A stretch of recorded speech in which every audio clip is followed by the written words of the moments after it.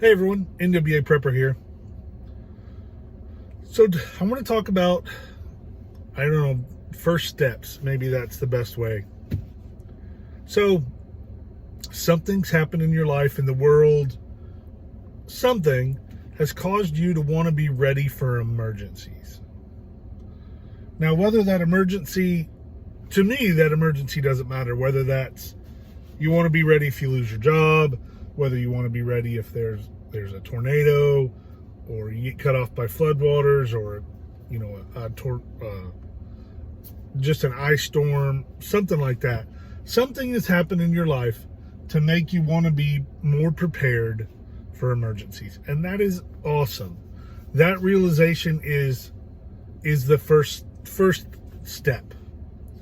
Now the next thing is, the next thing normally in people's adventure, that I call it, is they run to the store and they spend a bunch of money on prepackaged, long-term storage food, or one of those buckets or backpacks that are pre-made that they sell. And I'm not going to say that's a bad thing, because it's not necessarily. Lots of us have done it. That's a comfort level. That's an instant, I've got something prepared. So I'm not talking bad about that. But sometimes that's all that people do. Or even less. Sometimes people realize, oh, man, being without power for this last day and a half has really put a cramp on my style. But I need to do something to be ready. And they don't ever do anything.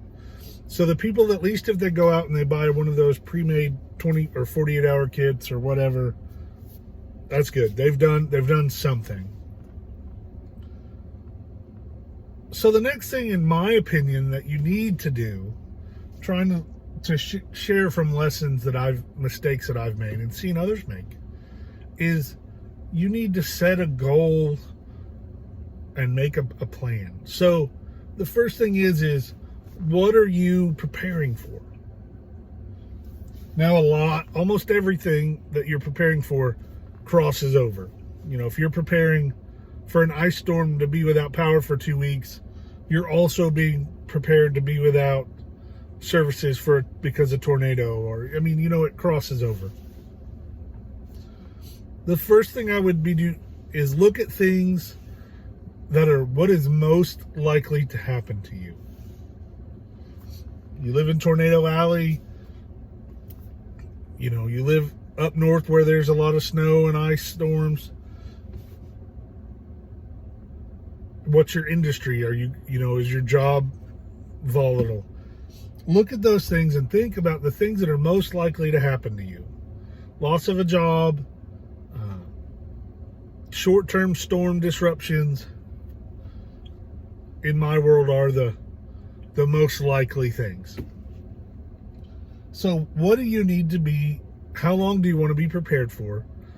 Like if an ice storm comes through, or a storm comes and knocks out the power, for the most part, I only have to be prepared